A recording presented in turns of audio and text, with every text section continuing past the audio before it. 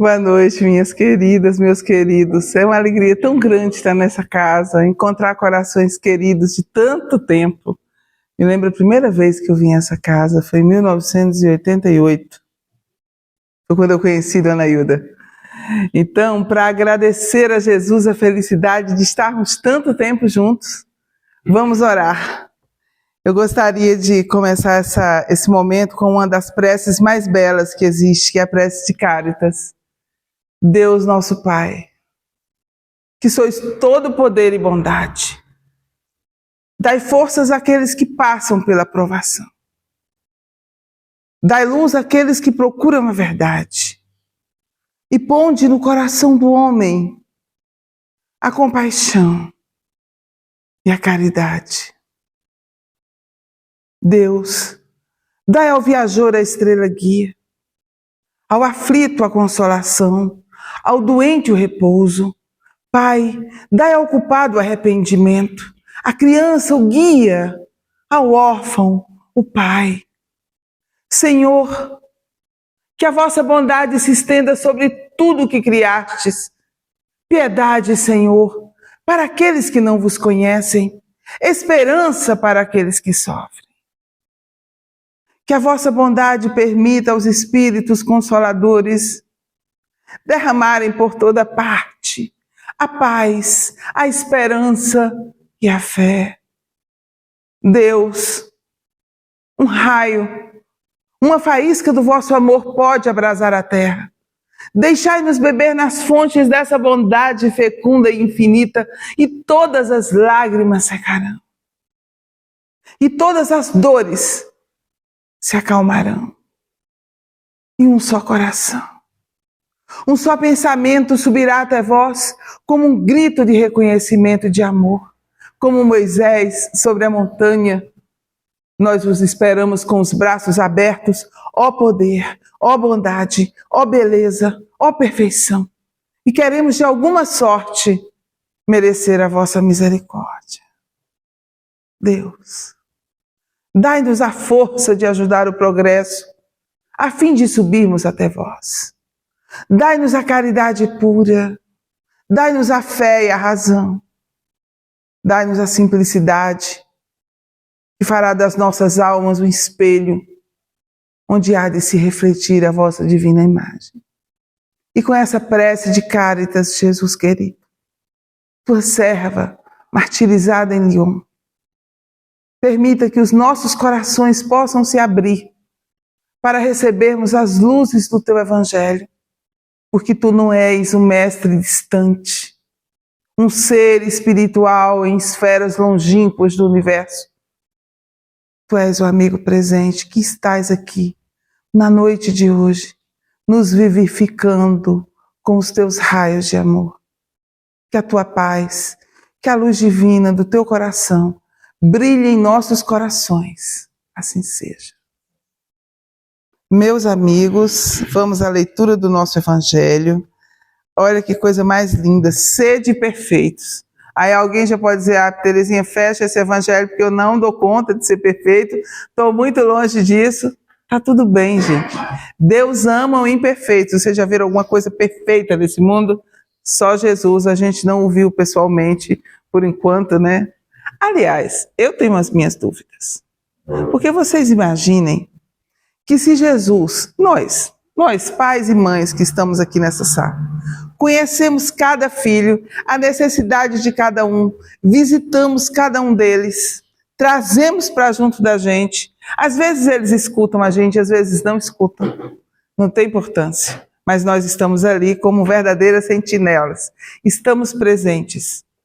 Por que Jesus, o responsável pela evolução dos espíritos do planeta Terra, não nos conhece, não nos visita, não vai até nós no momento de dificuldade, não se faz presente quando nós apelamos? É impossível, isso para mim é impossível. Eu creio no Jesus assim, presente, amigo, sabe? Que quando a gente ora a nossa prece, às vezes as pessoas dizem, mas a prece não passou do teto. A sua, porque a minha vai longe. E quanto mais aflita e desesperada eu estiver, mas aí é que ela vai longe mesmo. Por quê, gente? Porque nós precisamos aprender que nós somos filhos do amor de Deus. E precisamos ensinar isso aos nossos filhos. É o que está lá na Bíblia. Essa lei que a gente precisa ensinar, aprender, ensinar aos nossos filhos e aos filhos dos nossos filhos. Nós vimos conversando, o Rômulo e eu. Nós, logo cedo, nós escolhemos um caminho espiritual. Escolhemos mesmo, pelas dificuldades, fosse porque fosse. Hoje, já no meio da vida, né, porque nós vamos viver até os 120 anos, então a nós que agora estamos no meio da vida, reconhecemos que foi o caminho mais acertado. Porque com tudo que nós estamos vivendo nesse mundo, com todas as provações que nós passamos e ainda vamos passar, porque todos estamos nesse mesmo planeta em graves desafios, se não fosse a fé, seria impossível. Por isso que quando a gente escuta essa palavra, sede perfeitos, Allan Kardec faz uma série de comentários aqui nesse capítulo 17 de O Evangelho segundo o Espiritismo, Kardec vai comentar sobre as características da perfeição, sobre o homem de bem. Às vezes, como é que eu me conduzo na Terra? Está aqui, o homem de bem.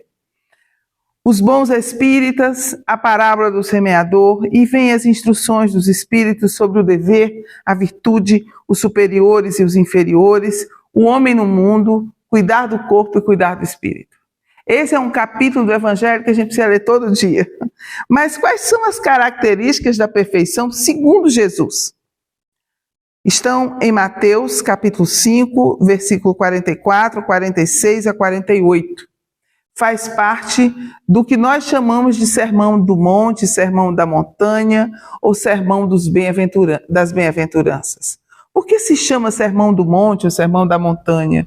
Porque ele é uma escalada, esse sermão ele é uma escalada da vida espiritual. A gente começa com as bem-aventuranças, bem-aventurados os simples de coração, os pobres de espírito, começa aí e termina com Jesus descendo e curando uma pessoa. Então, aqui tem esse trecho que vai dizer: amai os vossos inimigos. Fazei o bem aos que vos odeiam e orai pelos que vos perseguem e caluniam. Isso aqui é um ponto importantíssimo. Mas eu me lembro da minha filha perguntando para mim: mas mãe, mas se eu amar o meu inimigo, ele deixa de ser o meu inimigo? Eu digo: é isso mesmo, essa é a ideia de Jesus. Né? Por quê? Porque nós precisamos entender, primeira coisa, o que são os nossos inimigos. Quem são os nossos inimigos? Será que nós temos inimigos? Será que os nossos inimigos são os inimigos desencarnados? Mas por que eu tenho um inimigo? Se eu tenho um inimigo, essa pessoa é minha inimiga. E por que alguém é meu inimigo? Né? A gente começa a se perguntar por isso. Se em qualquer contenda, em qualquer dificuldade, gente, há alguma coisa que a gente fez que feriu aquela pessoa. Alguém pode dizer: Terezinha, e existe casos, né? Essa pessoa me inveja, me odeia gratuitamente. Mesmo que ela me inveje e me odeie gratuitamente, nós conhecemos situações dessa, mesmo que nós nunca tenhamos feito mal àquela pessoa, alguma coisa em nós, talvez a nossa vaidade, o nosso orgulho, o nosso jeito de nos apresentar a elas, despertou nelas uma raiva, porque nós temos aquilo que ela deseja e ela não tem. Isso acontece. Né? Às vezes a gente, na nossa felicidade, muitas vezes, nós ferimos pessoas que dizem: por que essa pessoa é feliz e eu não sou? E isso é uma dor. A gente tem que aprender a respeitar, né, as dores alheias. A gente não pode ter controle pelo que os outros sentem, mas a gente pode ter um pouco de cuidado com os sentimentos das outras pessoas. E muitas vezes essa faísca que a gente soltou vira um problema gravíssimo que se estende por séculos e séculos e séculos. Amai os vossos inimigos. Fazei o bem aos que vos odeiam. Qual é o jeito que a gente tem de mostrar que a gente melhorou? Aliás, qual é o caminho que a gente tem para seguir de tal modo que a gente desfaça todo o mal que a gente fez, né? Porque se alguém nos odeia por alguma razão. Então, não fiz nada, não tem problema, então faz o bem. É isso que Jesus vai nos ensinando, né? Orai pelos que vos perseguem. Porque a oração, o que é a oração? O que é uma pessoa que nos persegue? É aquela pessoa que tem alguma coisa contra nós. Como é que a gente combate a escuridão, gente? Acendendo a luz. Não tem jeito. Nem que seja uma vela pequenina. Como é que a gente combate as trevas, né? As trevas do espírito, com a luz divina do bem. Porque Deus é o bem, porque Deus é o amor. E, sério, pode olhar, por mais desafio que tenham as pessoas que escolhem o caminho do bem, essas pessoas são mais felizes, vivem mais em paz, vivem com mais tranquilidade, com mais esperança. Ainda que tenha grande dificuldade, essas pessoas, elas conseguem ter uma vida, uma qualidade de vida melhor do que as pessoas que vivem infelizes, amarguradas, reclamando de tudo, de todos, odiando a propósito de nada, fazendo mal, procurando um jeito de se vingar, de não levar desaforo para casa. É disso que Jesus está falando, dos pequenos atos do dia a dia, né? Ele vai lembrar, orai pelos que vos perseguem e caluniam, porque se amardes os que vos amam, somente amardes os que vos amam, que recompensa tereis disso? Né? Se a gente ama, só que a gente ama, quem gosta da gente, não, só gosto de quem gosta, só faço bem aqui a minha tribo, né? Qual é a recompensa? Qual é a diferença? Se saudardes unicamente os vossos irmãos, que fazeis com isso mais do que os outros? Essa pergunta de Jesus é muito importante para a nossa vida. O que a gente está fazendo um pouco mais para melhorar um pouco mais? Esse é o lugar da boa vontade. E Jesus está dizendo isso. Qual é a diferença que você faz? Se você faz aquilo que todo mundo faz, né? O que você faz demais? Nada. Ele diz aqui, os pagãos não fazem a mesma coisa? Sede, pois, vós outros como perfeitos é o vosso Pai Celestial. E aí ele vai lembrar, Kardec vai dizer aqui que essa perfeição absoluta, para nós humanos, é impossível. Mas Jesus está falando de uma forma que as pessoas que o ouviam naquela época pudessem entender. E aí Jesus apresenta um modelo para que a gente possa seguir. Qual é o modelo de perfeição? Por que o Pai Celestial é perfeito? Porque a chuva cai sobre bons e maus, o sol se levanta sobre justos e injustos. Todos recebemos do Pai Celestial a mesma coisa, o mesmo bem, o mesmo sol, as mesmas condições para que a vida seja boa. Todos recebemos essa energia divina para que a vida em nós, para que nós possamos nos movimentar nesse mundo e realizarmos o plano divino. Agora, se a gente usa essa energia divina em sentido contrário aos propósitos do Senhor, que é o bem sempre, e o bem nunca é o bem só para a gente, é o bem para todos, nós vamos criando a dor, criando o sofrimento, criando o mal. Aliás, gente, o maior sofrimento de todos é o egoísmo. O egoísmo. Quando a gente olha tudo pra gente tem que estar bem o tempo inteiro, tudo tem que ser pra gente, o melhor pra gente. A gente esquece que existem pessoas lá fora que necessitam de amparo, de socorro, de auxílio. Nós ficamos ali presos na concha do nosso egoísmo. E como é que a gente pode ser feliz assim, se nós fomos criados para nos relacionarmos uns para os outros? Aqui tem uma lição, gente, a beneficência. No capítulo 13, não saiba a vossa mão esquerda, que o espírito Adolfo, bispo de Argel, ele diz assim, eu gosto de repetir isso aqui. Ele diz assim, ó, pudesseis compreender tudo o que encerra de grande e agradável a generosidade das almas belas, esse sentimento que faz a criatura olhar as outras como olha a si mesma. despindo-se jubilosa para cobrir o irmão. Olha. É a gente saber repartir aquilo que a gente tem. Ele diz aqui: pudesseis, meus amigos, ter por única ocupação tornar felizes os outros. Qual é o trabalho dos espíritos consoladores? A gente acabou de ouvir na prece. Levar a paz, a esperança e o amor. Nós podemos fazer parte da equipe dos consoladores? Claro! Nós podemos escolher sermos essas pessoas que têm por preocupação a felicidade das outras pessoas. Fazer o bem, oferecer um momento de alegria, né? Oferecer algo para alguém. Às vezes a gente não pode dar um presente. Os tempos estão muito difíceis. A gente não pode dar presente, não pode fazer isso, não pode fazer uma festa para convidar os amigos, né? Para receber as pessoas na nossa casa. Estamos com algumas dificuldades, mas a gente pode ser pelo menos gentil, né? Podemos ser amoroso.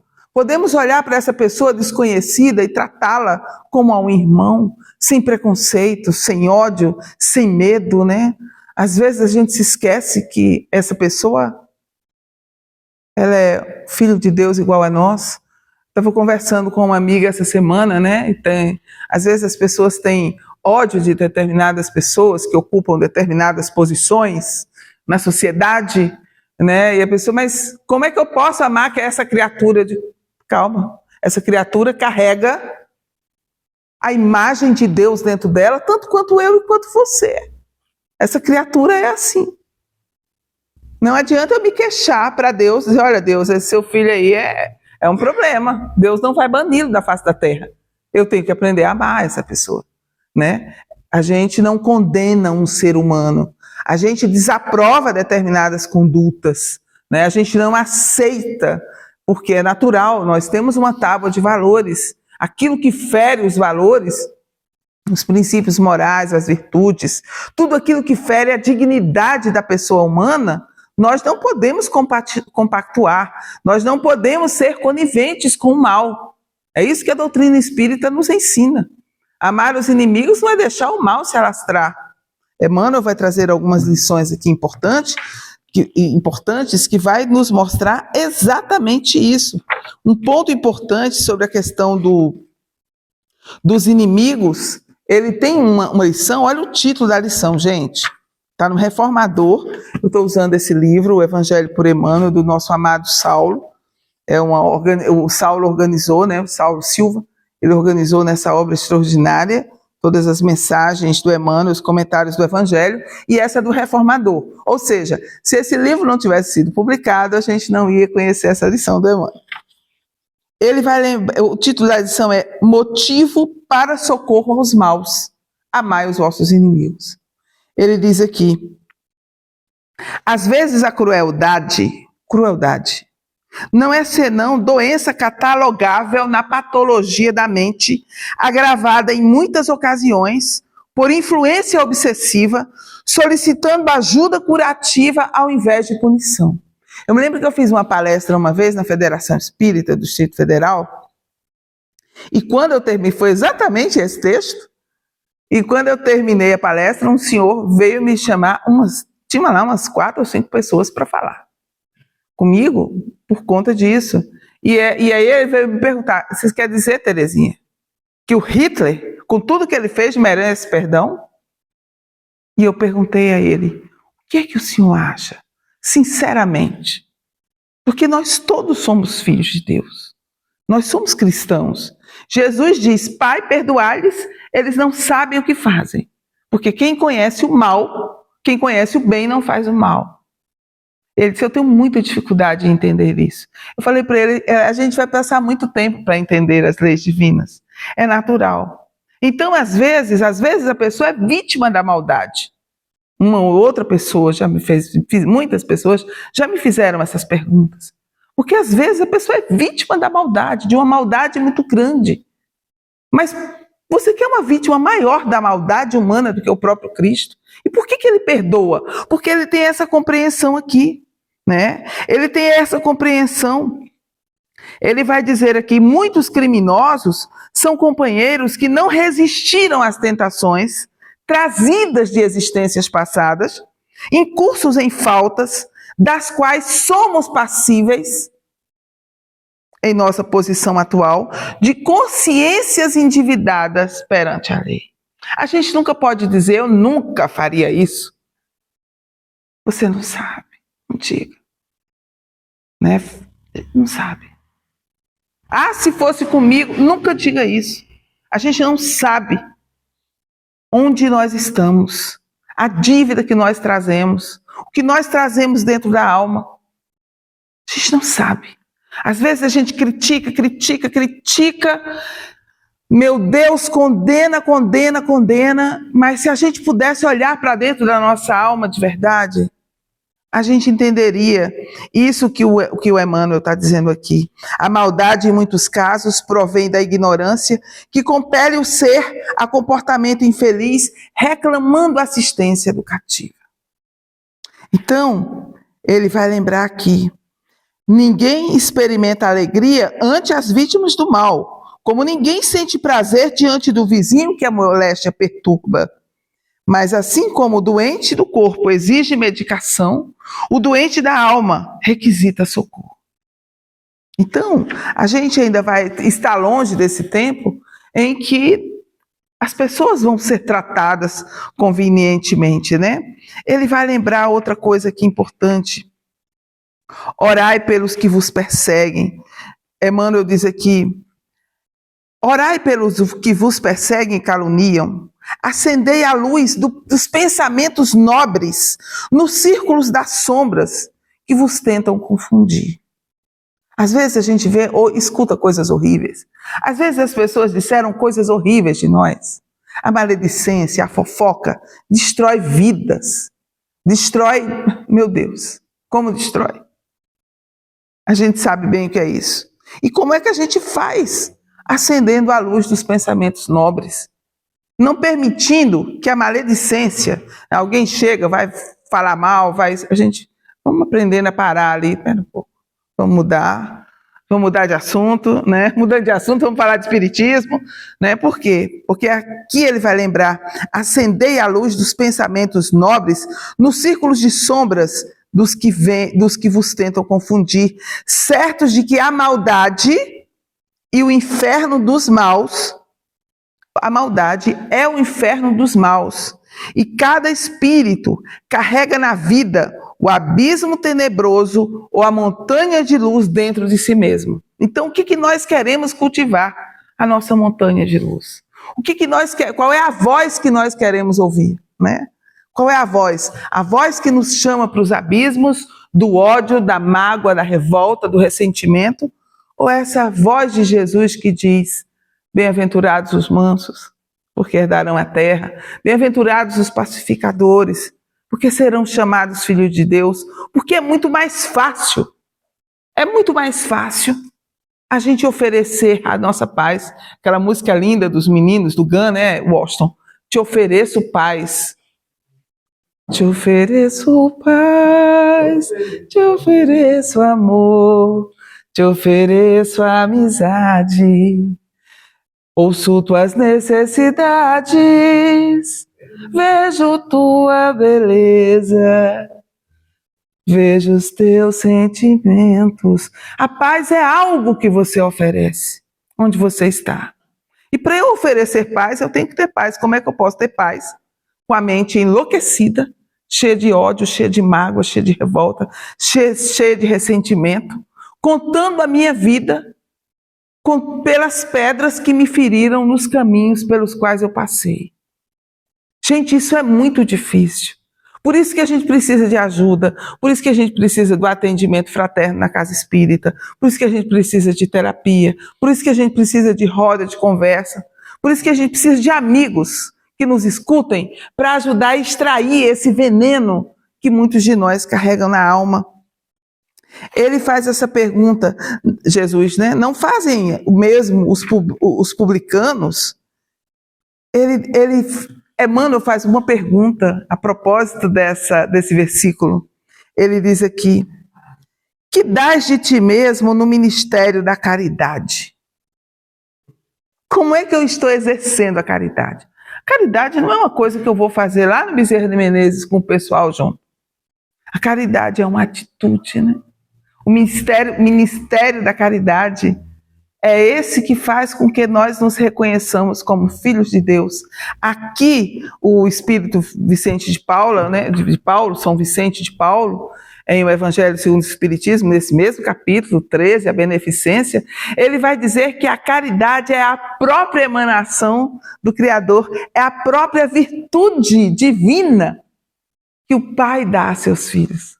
Então, quando nós somos caridosos, vamos dizer assim, na verdade, nós não estamos sendo caridosos, nós estamos sendo como essa lâmpada humilde que permite que a luz, né, a energia passe por ela e ilumine a todos nós. Apagou, tirou a energia, acabou, a lâmpada fica lá, ninguém nem consegue vê-la. Então, é a ideia do instrumento, né? Ele lembra que outra pergunta que ele faz, né? Partilhas a alegria de teus amigos. A alegria dos amigos. Gente, como é bom você ver os seus amigos crescendo.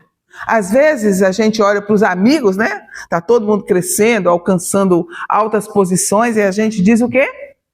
Todo mundo consegue e eu não sei por quê, né? Acho que Deus nem olha para mim, né? Esse é um sentimento terrível. Por isso que Emmanuel diz aqui, partilhas a alegria de teus amigos, sem inveja e sem ciúme. E participas do sofrimento dos teus adversários, sem falsa superioridade e sem alarde, né? Tá vendo? Tá passando por isso que merece. Bem feito, né? Ainda é pouco. Eu avisei, eu falei, né? Deus sabe o que faz. Gente, existe uma justiça divina. Olha para isso. Eu imagino como deve ser difícil isso, né? Eu tenho uma justiça divina. A justiça divina vai... Gente, existe uma justiça divina. É divina, não é a minha. Porque quando eu falo isso, o que eu estou falando? Eu estou colocando o meu sentimento de vingança, sabe? De superioridade. Ele vai lembrando aqui outra pergunta, né? Quando Jesus pergunta, o que fazeis de extraordinário? Né? Qual é a diferença que você faz? Emmanuel tem uma lição aqui lindíssima, que ele vai nos lembrar que a existência na esfera física, né, nós que estamos aqui, é a abençoada oficina de trabalho, resgate e redenção. Para que a gente nasce? Por que nós estamos aqui? Nesse momento, gente, nós somos muito felizes.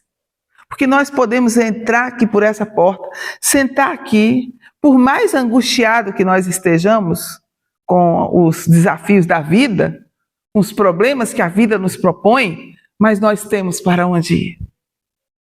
Vou lá para o centro, né? Cada um sabe como chegou aqui hoje, inclusive eu.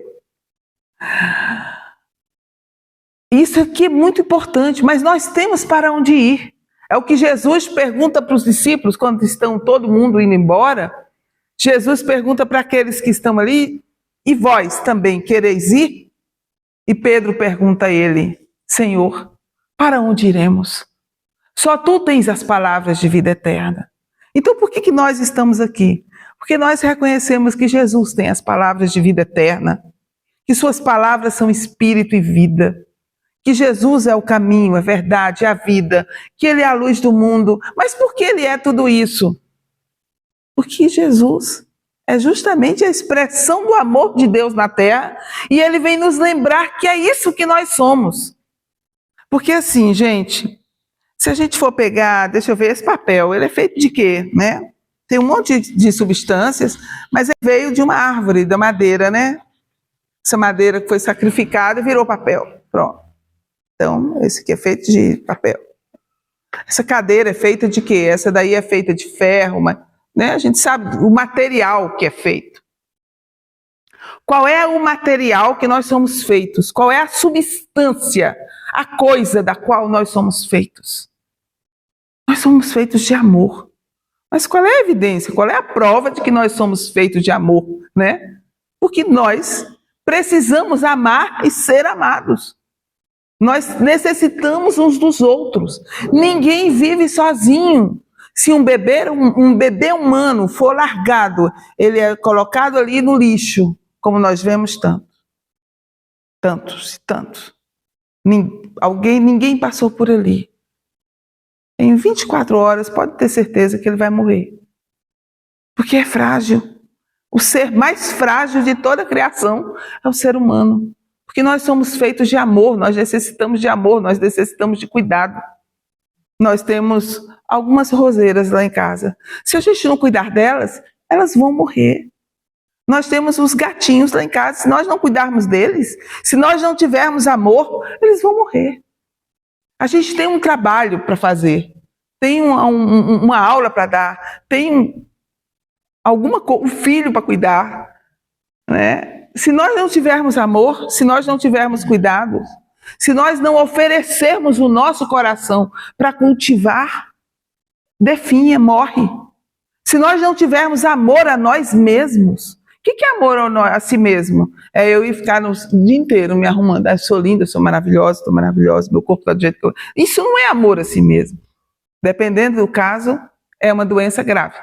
Agora, cuidar de mim, cultivar bons pensamentos. Meu Deus, eu estou muito negativa hoje. Espera um pouquinho, deixa eu corrigir aqui esses pensamentos. Corrigir meus pensamentos, procurar cuidar do meu corpo, cuidar do meu espírito. Isso é amor a si mesmo, que Jesus vai dizer. E se eu me amo, se eu me cuido, eu vou cuidar bem das outras pessoas, né? Emmanuel está lembrando aqui, a justiça não é uma ilusão, né? A justiça divina não é uma ilusão. Ele está lembrando outra coisa. Nessa oficina de trabalho, resgate e redenção, os nossos atos, as nossas palavras, os nossos pensamentos vão produzir frutos. Não tem jeito. Nós somos, as pessoas, está lá na Bíblia, né? Árvore da vida. As pessoas, a árvore da vida é o quê? Sei lá o quê. Nós somos árvores de vida. Nós somos árvores, está aqui nossos pés, nós somos a árvore, os pés estão aqui na terra, fincados na terra, né? Mas nosso pensamento, a nossa alma está buscando as esferas superiores. Então nós somos árvores de vida. E se nós somos árvores de vida, quais são os frutos que nós estamos dando? Né? Qual é a proposta de Jesus nesses seres perfeitos? Precisamos dar frutos de perdão, de misericórdia, de justiça, de amor, né? Então, às vezes a gente diz, não, mas eu penso, eu faço, eu mentalizo, eu procuro fazer o melhor, pensamento positivo, aí a gente leva uma topada e xinga. Ainda xinga o nome de Deus, né? Ainda fala o nome de Deus em vão. Meu Deus, misericórdia. Então isso, e nós vamos aprender a corrigir. E a doutrina espírita é essa escola de educação mental, espiritual, emocional. A doutrina espírita vem nos lembrar, olha, preste atenção. Emmanuel tem um livro, o título do livro é Pensamento e Vida. Ele vai lembrar que a nossa vida é como a mente, né? A vida, a mente é o espelho da vida. Então, assim, isso que é muito importante que a gente entenda. Eu sou homeopata. Eu trabalho com homeopatia, com florais. E uma das coisas que a gente aprende é, como é que eu sei que a pessoa que eu estou cuidando dela, ela está melhorando? Porque a mente dela vai melhorando. E isso é interessante, né? A mente vai melhorando. Por quê? Porque tudo tem origem na mente. Ah, Terezinha, mas você tem uma doença crônica, por que você não cura? Gente, eu não estou preocupada com a minha doença crônica, eu estou preocupada com a minha mente, com os meus pensamentos. Porque imagine que a gente tenha feito bastante mal, criado bastante situações difíceis para os outros. Hoje, o que a gente está criando? Estou criando bem. Posso estar recebendo o resultado do passado. Agora, para o meu futuro, eu estou procurando fazer o melhor. Estou procurando dar o melhor de mim, ter os melhores pensamentos. Com quais pensamentos eu quero construir a minha vida, o meu dia de hoje, o momento que eu estou vivendo? Essa pergunta é muito importante. Porque eu posso escolher pensamentos de jogar pedra nos outros, mas eu posso pegar as pedras que jogaram em mim. Peraí, deixa eu construir alguma coisa com isso aqui. As minhas filhas eram pequenas, eu gosto de contar essa história.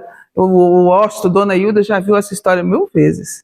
talvez outros de vocês aqui. Eu vou contar pela milionésima vez.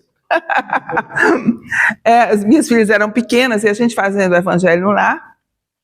E eu falei, hoje, a gente fazia o evangelho no lar, elas pequenininhas, eu falei, hoje eu vou dar um saco de pedras para cada uma. Quero saber o que você vai fazer com o seu saco de pedras. Aí eu sempre começava pela mais velha, né? Aí eu perguntei à mais velha, ela disse assim, eu me sento em cima dele. Eu digo, opa, então você vai fazer do seu saco de pedras um banco. Ela, isso mesmo, eu digo, beleza. Aí veio a do meio, que era 5 anos mais nova. E você, filhota, o que você vai fazer com o seu saco de pedras? Aí ela disse, eu vou construir uma casa. Eu digo, beleza. Aí a pequenininha, que devia ter uns, 7, 8 anos, não me lembro a idade.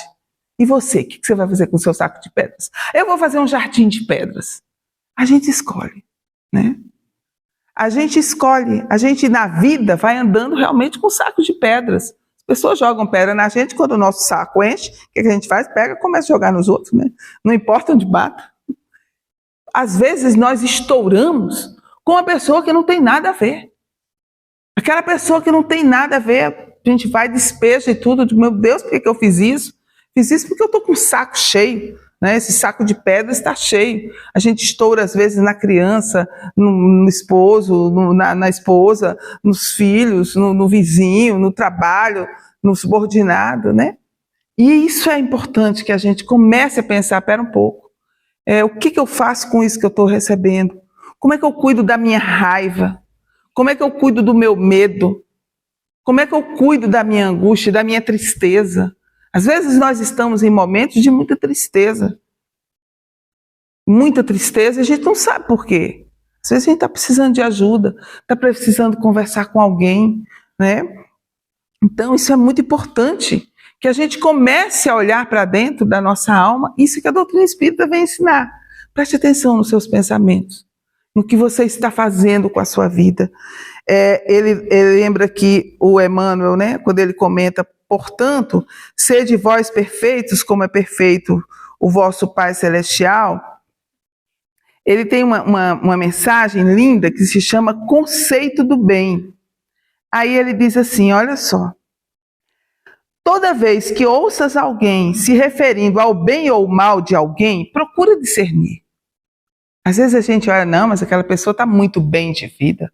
Está tudo bem com ela. Nossa, olha só que beleza, né? Ele diz aqui, conheces o amigo que escalou a eminência econômica. O Washington ficou rico finalmente, né? À vista da facilidade com que maneja a moeda, há quem o veja muito bem situado nas vantagens materiais. Isso é uma coisa importante. O que muitas vezes a gente quer para os filhos? Você tem que estudar para isso, para aquilo outro, você tem uma boa posição na sociedade, ter bastante dinheiro, ele é bem sucedido. Mas olha o que ele diz aqui. No entanto, via de regra, se lhe radiografasses os sentimentos, nele encontrarias um escravo da inquietação, detido em cadeias de ouro. O Washington não ficou rico. Felizmente, né? Porque muitas vezes aquele dinheiro que a gente tem é um verdadeiro cárcere para a gente e para os descendentes, para os filhos. Às vezes a gente escuta as pessoas, filhos assim, nossa, meu pai já está com a idade avançada, a gente precisa conversar sobre as questões de herança, né? A gente precisa conversar, pai, mãe, né? E o pai vira e diz, mas eu nem morri ainda. Você está falando em herança, né? A gente fica horrorizado lá com a história do filho pródigo, mas é isso mesmo.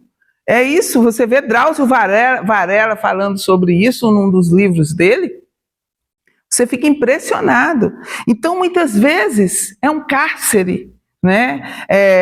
Tudo aquilo que a gente tem nos aprisiona, não só por causa dos outros, o medo que a gente tem de perder. Às vezes a gente está numa posição social e a gente fica com medo de perder. Meu Deus, e se eu perder esse lugar que eu conquistei? Ele diz aqui, assinalas o homem que alcançou respeitabilidade política, né? Pronto, nossa, agora essa pessoa, ela tem olha, tão logo surge no vértice da administração, a quem o veja muito bem colocado nos interesses do mundo, mas frequentemente se lhes fotografasse as telas do espírito. Nele surpreenderia um Marte de cerimoniais e banquetes, constrangido entre as necessidades do povo e as exigências da lei. Se você quer ser realmente um político honesto, você vai enfrentar muitas dificuldades, né? Quando a gente conhece pelo menos um, a gente sabe disso, né? Admiras o companheiro que venceu as próprias inibições, elevando-se à direção do trabalho comum, né? Pronto, finalmente meu marido chegou a ser o CEO, diretor, presidente de uma grande empresa. Vamos ver o que vai acontecer. À face da significativa remuneração que percebe, há quem o veja muito bem posto na esfera social. Contudo, na maioria das vezes, se lhes observasses as mais íntimas reações, nele acharias um prisioneiro de sufocantes obrigações, sem tempo para comer o pão que assegura aos dirigidos de condição mais singelas. Eu me lembro de uma pessoa com a qual eu trabalhei, aniversário do filho, que por coincidência era no mesmo dia do meu aniversário, e ela dizendo, e ontem fulano de tal estava pulando na minha cama, me chamando, vamos sair, quando eu vi já passava da meia-noite e ele dormiu. Mas eu tinha que entregar esse trabalho hoje. E eu pensei, eu não quero isso para mim, né? Às vezes as pessoas ocupam posições muito elevadas, mas às vezes o custo é muito elevado. Me lembro de uma vez que o Rômulo, me permita contar essa história, meu marido, estou terminando já aqui. A gente numa situação muito, muito difícil, e ele falou, você não fez uma carreira, eu também não fiz uma carreira, as meninas pequenas, com as necessidades naturais da vida. A gente não fez uma carreira, olha a situação que a gente se encontra. E eu falei, mas você acabou de deixar sua filha na escola. Todos os dias você deixa elas na escola, você busca suas filhas na escola, você leva elas para casa. Então, isso aqui é muito importante que a gente perceba. E eu me lembro quando foi na formatura, porque as três praticamente se formaram ao mesmo tempo. Na formatura de uma delas, o espírito José Grosso, lá no Geode, virou para mim e falou, Terezinha, nunca faltou o necessário, né? Fiquei assim pensando, realmente, o necessário. Realmente o necessário. E aí a gente começa a ver, né? Ele diz aqui, elogias o cientista que fornece ideias de renovação e conforto, ao fitá-lo sob os lauréis da popularidade, há quem o veja muito bem classificado na galeria da fama. Aliás, fama, a glória e fama são essas duas que as pessoas perseguem de todo jeito. Você vê crianças pequeninas, né, que já pensam em ser famosas quando crescerem. Falo de pessoas que eu conheço mesmo. Essa questão da fama, de ser uma pessoa reconhecida, ele diz aqui, no entanto, quase sempre, se lhe tateasse a alma por dentro, nele surpreenderias um atormentado servidor do progresso, clamando ansiosamente por simplicidade e repouso. Quer dizer, uma coisa é o que a gente vê e imagina, outra coisa é o que é de fato. Eu fico triste quando as pessoas olham para mim e para o Rômulo e acham que a nossa família é perfeita. Né? Que nós somos uma família perfeita. Hoje uma pessoa me disse, Terezinha, graças a Deus que vocês não têm problemas, né? Eu digo, a gente não tem problemas, poucos. Né? Graças a Deus, não tem pouco. Né? Se tivesse um só, estava ruim. Então ele diz aqui, Emmanuel dizendo, reajustemos assim o conceito de bem diante da vida. Em muitas circunstâncias, o dinheiro suprime aflições. A autoridade resolve problemas, a influência apara dificuldade e a cultura clareia o caminho. Por isso mesmo, toda pessoa que obtém qualquer parcela mais expressiva de responsabilidade e destaque, mostra-se realmente muito bem para combater o mal e liquidá-lo. Entretanto, caso venha a utilizar-se dos bens com que a vida lhe enriquece as mãos, apenas para cuidar do bem de si mesma, sem qualquer preocupação, na garantia do bem devido aos outros, seja onde seja, semelhante criatura estará simplesmente bem mal. Então, o bem só é o bem quando é para todos. Às vezes a gente precisa do sacrifício pessoal, é verdade. Mas nós também precisamos pesar os sacrifícios. Para que eu me mantenha onde eu estou, qual é o custo? E esse custo não para mim, mas para as pessoas que precisam de mim, para as pessoas com as quais eu tenho compromisso. Então a doutrina espírita vem nos ensinar isso, nos advertir, né? Para que nos educar, na verdade é nos educar. Nosso tempo terminou, Washington? Mais uns 5 minutos? Então, bem, já que nós temos 5 minutos, qual é a missão da doutrina espírita, né? Aqui, vou repetir aqui o prefácio do Evangelho segundo o Espiritismo. Qual é a missão dos espíritos? Por que os espíritos vêm? Qual é o objetivo? No Livro dos Espíritos, eles vão dizer, né?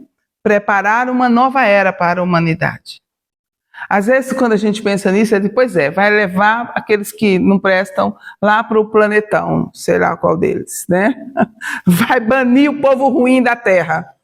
Ai de mim, não, Senhor, por favor. Aqui, olha a missão dos espíritos superiores. Os espíritos do Senhor, que são as virtudes do céu, qual imenso exército que se movimenta ao receber as ordens do seu comando, espalham-se sobre toda a superfície da terra e, semelhantes a estrelas cadentes, vêm iluminar os caminhos e abrir os olhos aos cegos. Né? Espiritualmente, nós somos como aquele cego de Jericó. Né? Nós vamos encontrar aquele homem que está ali gritando: Jesus, filho de Davi, tem de piedade de mim. Jesus, filho de Davi, tem de piedade de mim. Nós chegamos mais ou menos assim, pedindo luz para as nossas almas, né? E Jesus se aproxima dele e pergunta: que queres que eu te faça? E ele responde: Senhor, que eu veja. Então os espíritos do Senhor vêm justamente para isso, para abrir os nossos olhos, para que nós vejamos as realidades espirituais. Ele diz aqui: eu vos digo em verdade que são chegados os tempos em que todas as coisas devem ser restabelecidas no seu verdadeiro sentido, porque nós torcemos o Evangelho, transformamos o Evangelho, as palavras do Cristo, ao nosso sabor, né? A gente vê igrejas cristãs, nos dias de hoje, benzendo os tanques de guerra. Todo mundo conhece essas notícias nos dias de hoje. Tanque de guerra. A gente está falando de igreja cristã.